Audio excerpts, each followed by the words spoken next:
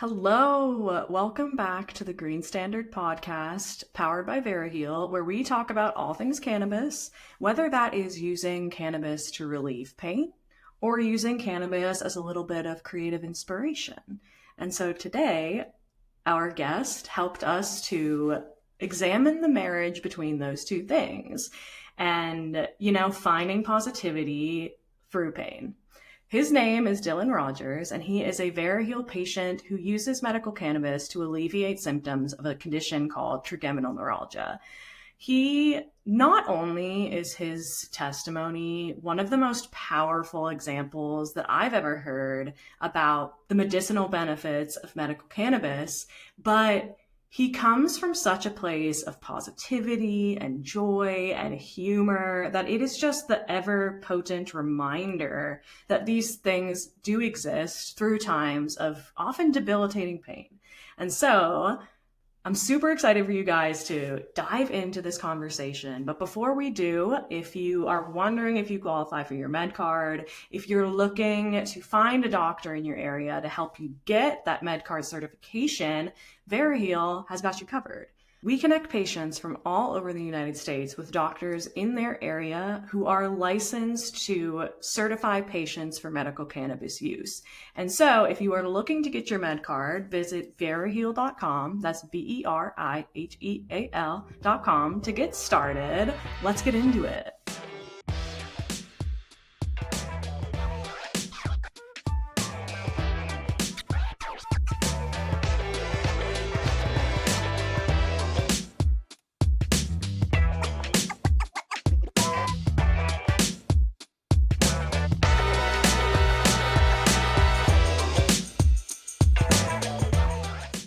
So, Dylan, thank you so much for sitting down with us. I'm super excited for this conversation. I did a little Googling beforehand, but I'm stoked in a way and interested to hear it from someone who's living it. So, Dylan, do you want to introduce yourself, tell us where you're located? Hi, I'm Dylan. I'm from Southern New Jersey in Cape May Courthouse. Funny name for a town, but it really is the name of the town. What you're referring to is something called trigeminal neuralgia.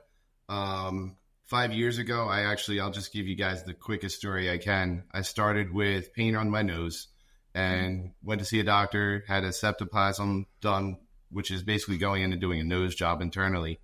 And after that, had a ton of pain going from the nose all the way around to my ear, and saw a neurologist. About a year later, had what's called a microvascular decompression, where they found a vein pressing up against the nerve.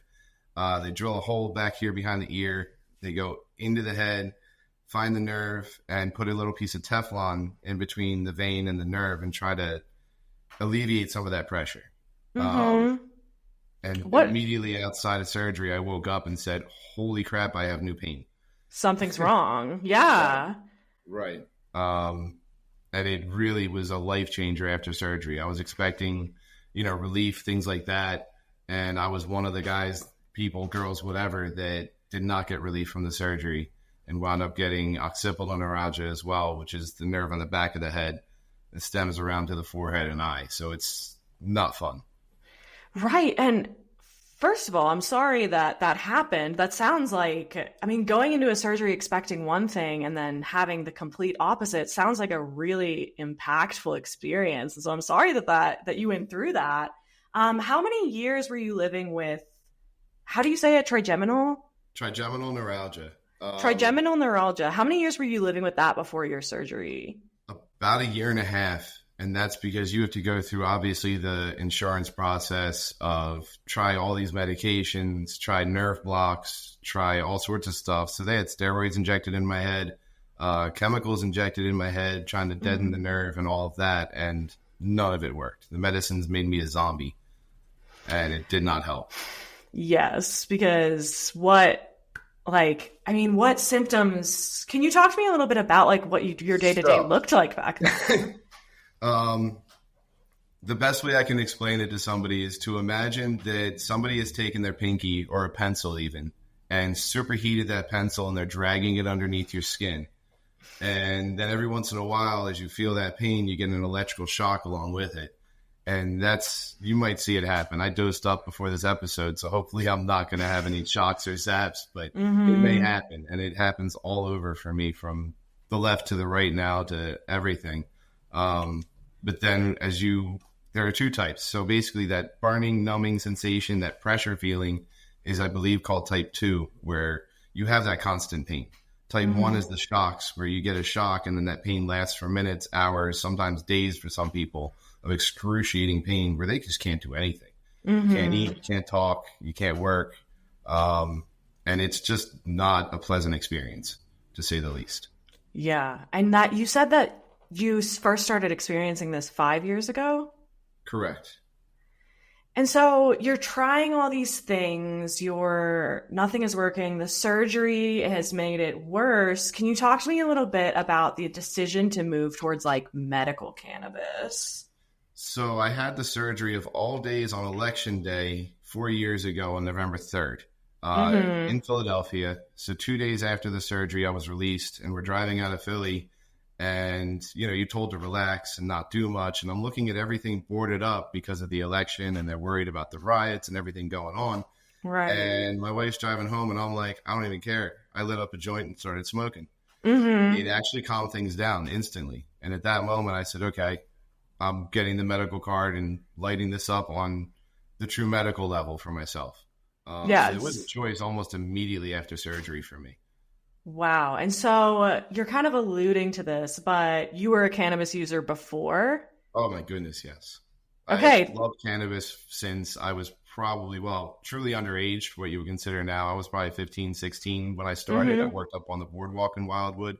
So there's a lot of amusement attractions. There's people internationally who were there. There's partying every night after work. And my sister, being a little older, went to college. And, of course, I experienced it at college, where she went to college. Right. And have loved cannabis ever since. So for me, it was a very easy transfer to going into the medical side of it.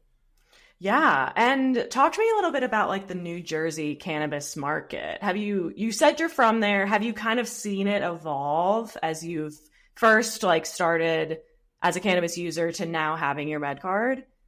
It's changed, definitely. At first, getting, even just an ounce in a month seemed difficult. Even just going to the store, they're like, you really want to get all this right now? It's like, you really understand I smoked that in a week? Yeah. Yes. It's just a normal factor. And now it's like almost an ounce and a half a week. So taking the price into effect and everything they've tried, they're working on getting the prices down. They've definitely gotten more product in, from different topical with CBD mixed in, things like that, to the different vapes, different brands of vapes that they have, to even having the sugars and the batters and things like that you can actually dab with, and all of that stuff. It's actually expanding and getting pretty cool here in Jersey. It's not like Arizona. It's not like Massachusetts yet, but it's getting there. Yes, I just read, I think it was like a few months ago, that New Jersey has introduced a bunch of like patient benefits into their program. Like they were, the ones off the top of my head that I can remember are like patient-only dispensary hours and stuff like that. So has it changed over the last few months even? Not that I've noticed, honestly. Okay. I don't hit the dispensary probably as much as I should. They're not really that close for me. And the ones that are close for me are a little more pricey than, say, going up to Veriheal or Curaleaf or some of the bigger dispensaries that are an hour away. And like you highlight something that I think is a common obstacle for medical cannabis patients that isn't often talked about, is the fact that like some towns don't have a dispensary. You have to drive however many minutes or hours just to get your medicine, and if you are experiencing tremendous pain, like how do you get your cannabis? Yeah. I technically have what I guess now in New Jersey would be called underground people who I can deal with, who I send messages to, and they deliver it to my door. Obviously it's cash, whatever, but it's the same quality as I can tell as a lot of other stuff, and it's a heck of a lot cheaper. Right. Yeah. And we're all here because of like underground operations, the legacy market, like that's kind of where we all started. And if you have no other choice, like as long as you're making sure that it's like tested for safety or whatever, what are you supposed to do? Right. It's a challenge. Mm-hmm. So you said you started smoking at like 15-ish. Mm-hmm. Talk to me a little bit about like your upbringing. Did you have any like preconceived notions of cannabis before your teen years? It sounds like you were pretty open-minded.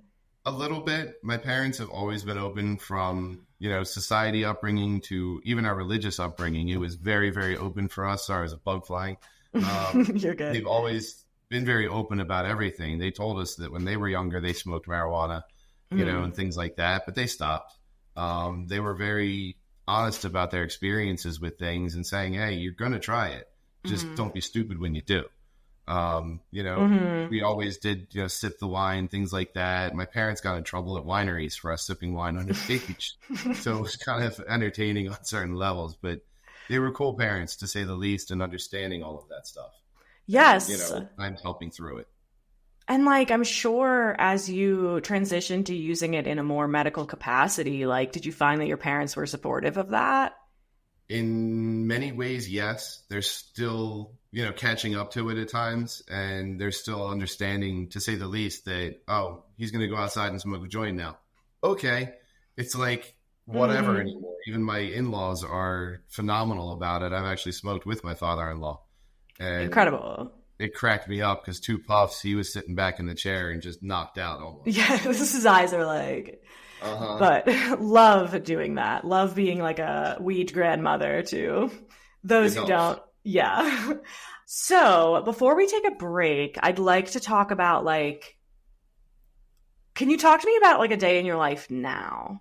What does that look like for you? You shared a little bit before we started recording about you were up at 4 a.m. this morning. So is that typical? Not normally. So right now I'm actually not working. My company who I work for is incredibly understanding, and I'm on temporary disability right now in New Jersey because of what I'm dealing with. So today, just as an abnormal day, I woke up at 4 a.m., came downstairs, applied some topical cocoa butter with THC in it to my face, back of my head to immediately almost calm the nerves down. That's 3 to 5 minutes. I start to feel a certain effect of that, taking things down a notch. Hell yeah. Eat some edibles so that it actually helps the whole body and the head relax, which is huge for the nervous system, the muscles, all of that stuff to me. And then I go out back and smoke a little bit, so then it's not in the house waking my wife up at that time, and immediately calm down with straight up herb ingestion on the joint. Does your wife smoke? She does. Okay, she does. Cool. So at that point, like today, I woke up, I hung out, I tried to fall back asleep for a little bit after, all the medicines kicked in, maybe 30 minutes. And then she was up getting ready for work. And I'm like, okay, boing, here we go. About an hour later, so about 8 o'clock in the morning, I'm putting more topical on. Every hour on the hour, my watch reminds me to take edibles. And that's 20, 30 milligrams, sometimes more every hour, to keep everything at a good level pace. So I'm not spiking with the normal pain, and I'm not allowing it to really get out of control. And are these like smoking is needed? Oh, I'm so sorry. Is this like straight THC edibles? Is there like a ratio that you prefer? Most of it is all THC. I don't really do anything with the CBD at all. I've never really found any of it to be truly effective for nullifying the effects on what I feel. Most of it's hybrid stuff for the daytime, so I get that combination of the indica sativa effect where you get that little bit of energy, but you also get the calming, numbing effect of this indica going on. At nighttime, I actually have a honey that I take, which is a very, very potent THC indica-based honey, and I take a spoonful of that. It's probably around 60 to 75 milligrams. 30 minutes later, I'm out for 6 hours solid. I mean, is this honey you make yourself? That sounds... Yeah. Okay, so it's like from the dispo. That sounds, I mean, with a grain of salt, it sounds delicious. You know what I mean? Yes. The honey every night is definitely good. And plus, obviously, honey is 1 spoonful apparently is enough to keep a man alive for a day. Whoa. Fun fact. Itself helps. And then it never expires, too. So it's like, correct. In the apocalypse, I know what I'm grabbing from the Walmart raids, Cool. So we talked about your medical cannabis routine. We talked about specific formulations and strains that you find helpful. What's your favorite consumption method? Smoking. I have always enjoyed smoking pot, cannabis. I will always enjoy smoking cannabis. It's the flavors to just the emotions going around, everybody sharing, hanging out. Even just my wife and I together are bonded through our cannabis use constantly. Yes. No, I feel you. It's fantastic for us. Like there's something beautiful about sharing something with a person, like passing something, passing it back, like having the little giggles together. There's something so beautiful about that. Talked a lot already about the pain you experience, which is obviously like a huge part of your life. But in the ever-present march toward being more than our conditions, I also want to ask about like what brings you joy? What's your favorite pastime? What do you do for fun? Favorite pastime? I had to recreate my pastimes. I have always been a water person. I grew up racing sailboats and surfing and always going to the beach every week with family and hanging out, going out sailing and all of that. 5 years it has been since I've been on a sailboat. That is heartbreaking. It sucks. I haven't been to the beach. If we go on a walk, like today, it's windy outside. We're not going on a walk today because it's windy outside. And does the brightness, like, can you explain to me the concept of the hood? How does the hood help you? So the hood basically helps to desensitize everything around me. So my air conditioning's on in the house. There's a couple fans on randomly. So just the slightest bit of breeze hitting my skin actually triggers the effect and causes pain spikes in those areas. Even at times, my own hood touching certain areas and rubbing in certain ways will cause triggers to actually happen. The sun itself heating up, things like that, absolutely will cause triggers to happen. So it's a multi-use hood, and I'm in the hood 24/7 except for when I shower. Yeah. Sleep in my hood, everything, and it's just become a part of who I am right now.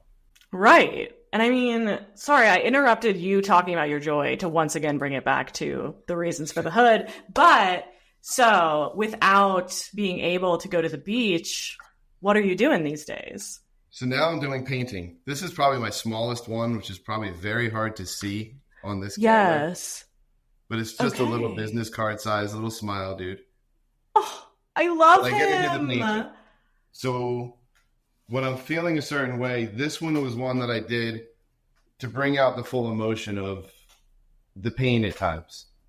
Yeah. Enveloping the body, the soul, and reaching towards the one thing that truly helps, which that's kind of like my thought of cannabis, the freedom, the escape right there. With the green. With this painting. Wow. That's a fun one.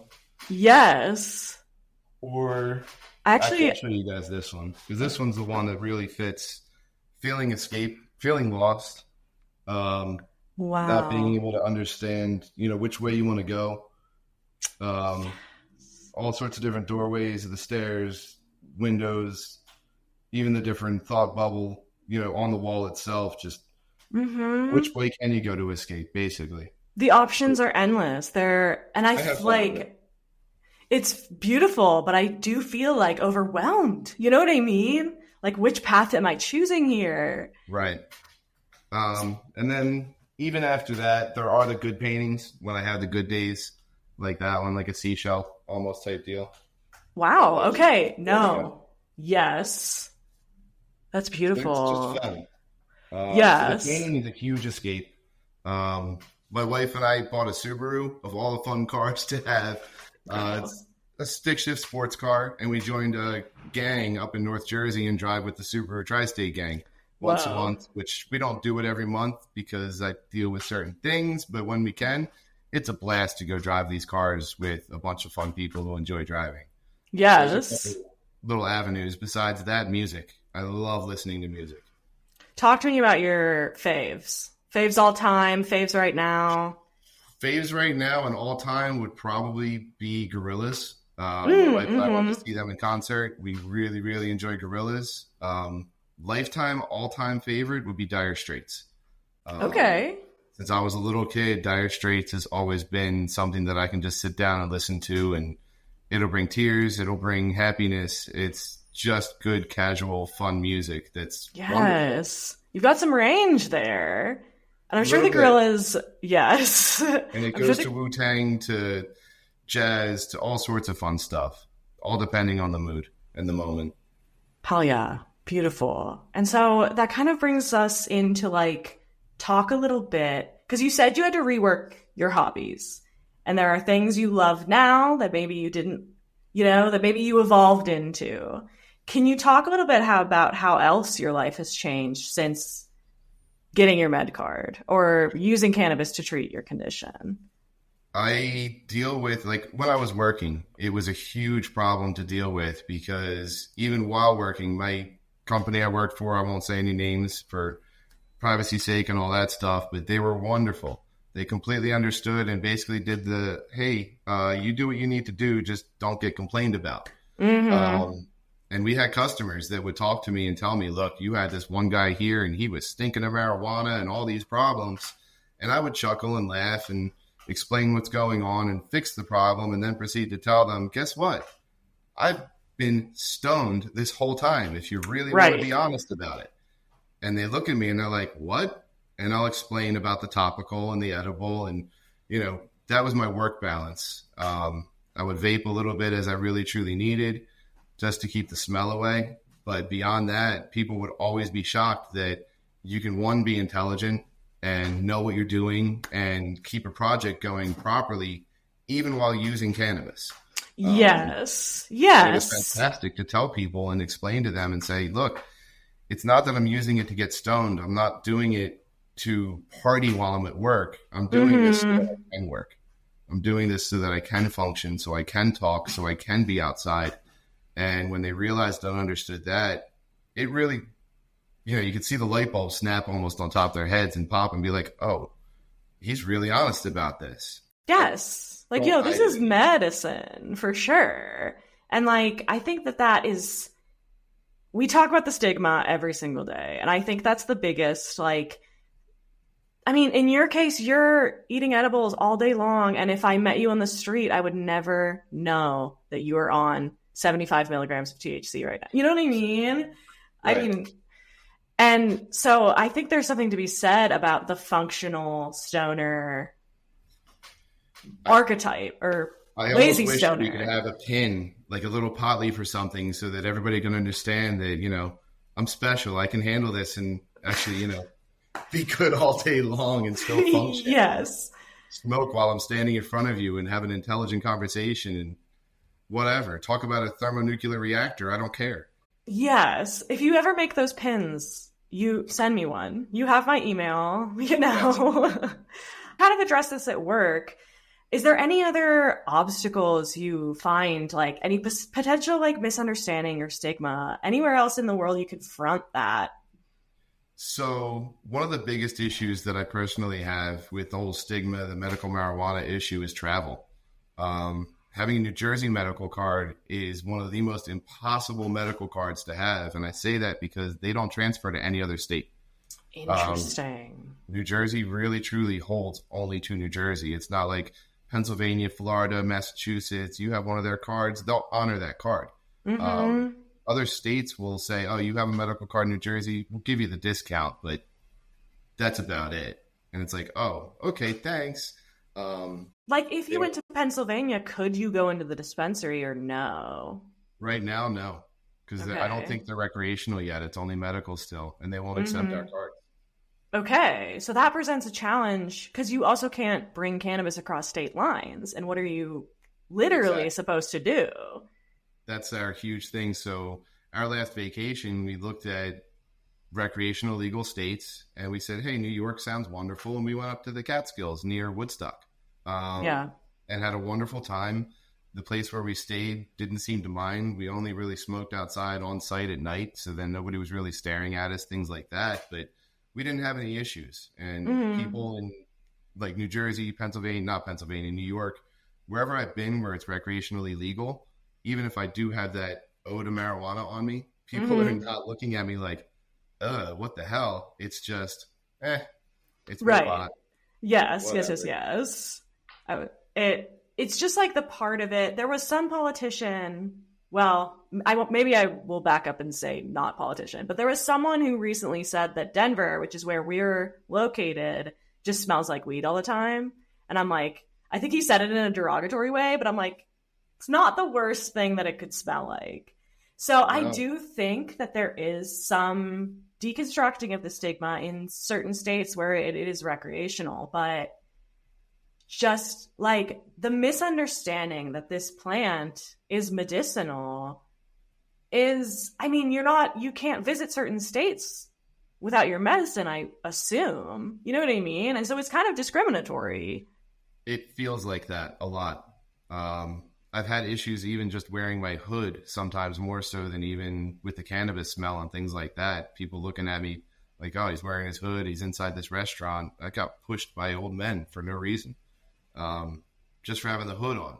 And then you get into the cannabis side of it, where, like you said, I can't go to, just say, Georgia, where pot is not legal at all. They're just like, nope, nope, don't even try it. So we don't try it. Right. You know, even the semi-green states, we're very weary and we treat it as if it's old days in New Jersey, where you smoke and hide it and just do what you do and hope for the best. Yes. Yeah. That kind of hints at my next question, which is like, if you're redesigning the New Jersey cannabis market, the cannabis industry, what other changes would you like to see? I know that like reciprocity would be huge. What else are you adding to this list? I really honestly would just love to see insurances actually start to take medical cannabis seriously as a medicinal object instead of saying it's still illicit, illegal, whatever level they put it to, and treat it as a medicine and start to help us out with the payments, things like that would be humongous. But that would have to be nationwide and all of that. So that's a little tough. Yes. Specifically here in New Jersey, price change, additional benefits for the medicinal users, cheaper to get the card, which they just did that. They took the price from, I think, $50 for the card down to $10. Oh, yeah. So okay. getting that was surprising last February. I was like, oh, it's only $10 for this part. Cool. That was nice. I was a little surprised, but the price alone, if I was to go to the dispensary every single month compared to everybody that I deal with right now, I would spend upwards of $3,000 a month on my medicine. I started just doing the rough estimates, and that's kind of like a mid-range number. Right now, just with my usual stuff, it's around $1,800 a month, even for all my medicinal stuff. Yeah. It's not a cheap thing. So any help on any level is huge on that. And we don't see a whole lot. Like, they are trying. Like you said, they give us the hours in the morning to get there and later on, for only the medicinal users at different dispensaries, things like that. I know that they do have delivery services for some of it at this time. It just seems like there could be more done, but legislation, government is holding it back still. So, right. Yes. And because the rescheduling conversation has been pushed to December, but we're hoping, because like right now it's Schedule 1, which is like the same as heroin. And we're hoping with Schedule 3, which is like anabolic steroids, like maybe we'll see insurance, maybe we'll see better research, maybe we'll see that. And so I'm crossing my fingers and hoping that New Jersey hears that. You know what I mean? New Jersey, if you're listening. Hoping it's federally, really. Yes. Let's hope it goes everywhere. There's no reason not to. Because you're right with insurance, like that would have to be a federal thing, right? And it's time. I think I'm not bold in saying that it's more than time. No, not at all.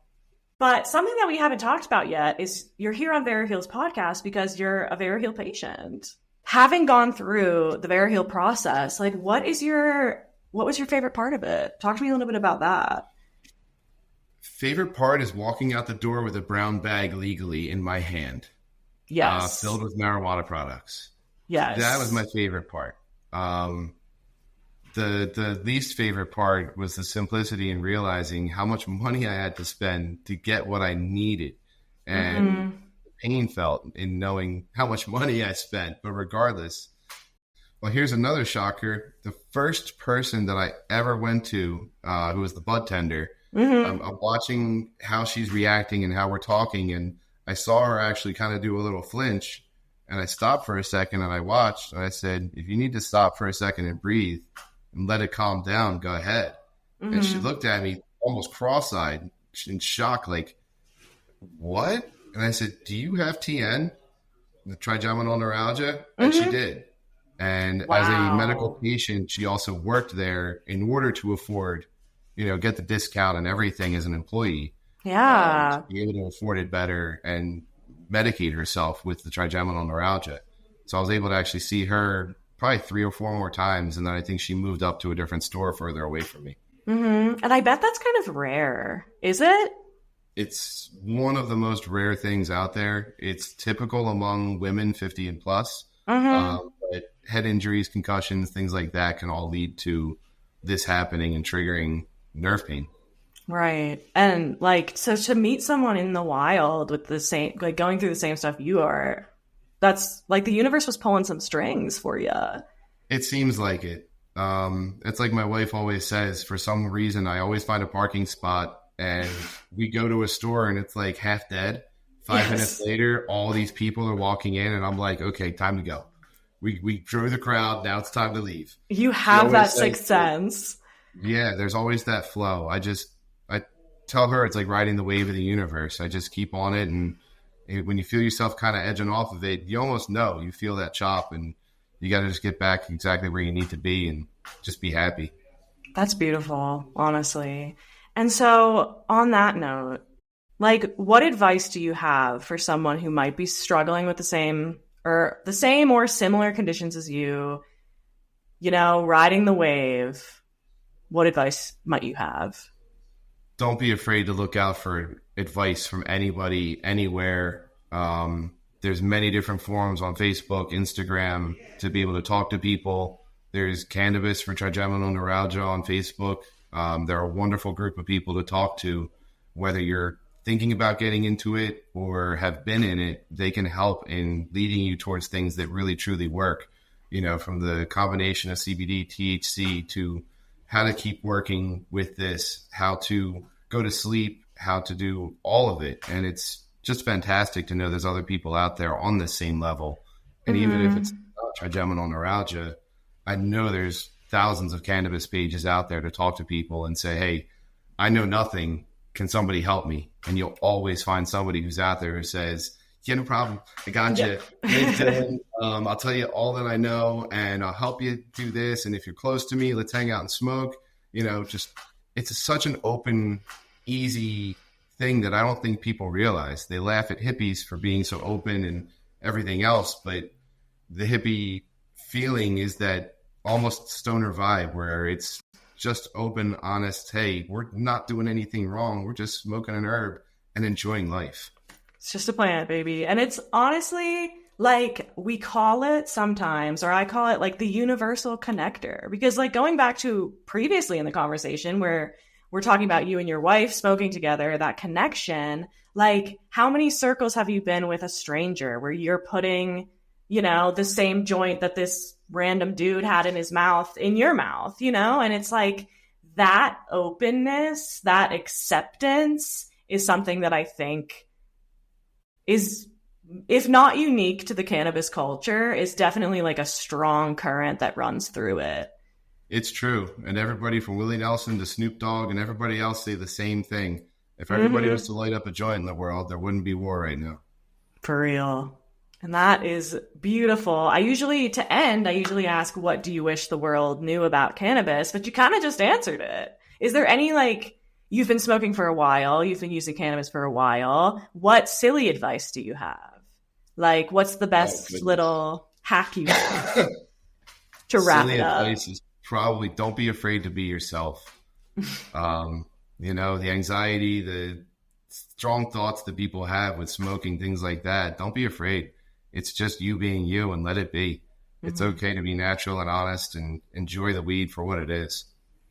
That's beautiful. Thank you, Dylan. This was an amazing conversation. I hope you have a lovely rest of your day, and I'll talk to you so soon. Thanks for joining us. Awesome. I can't say enough about thanking you guys for letting me be a part of this, and can't wait to see it all come through. Yes. We'll talk soon. Awesome. Yes, thank you, Dylan, for coming on the show. Didn't I tell you his testimony is powerful and also super joyful? You know, talking about these oftentimes debilitating conditions, you sometimes think they're going to be these very dark and heavy conversations, but Dylan is just a shining example about how joy and positivity and humor and creativity can still exist within times of, you know, navigating a really painful condition. And so thank you, Dylan, for sharing your story. And for those of you who are inspired to pick up a custom Dylan Rogers piece, a one-of-one Dylan Rogers painting, I'll have his Etsy linked in the description below.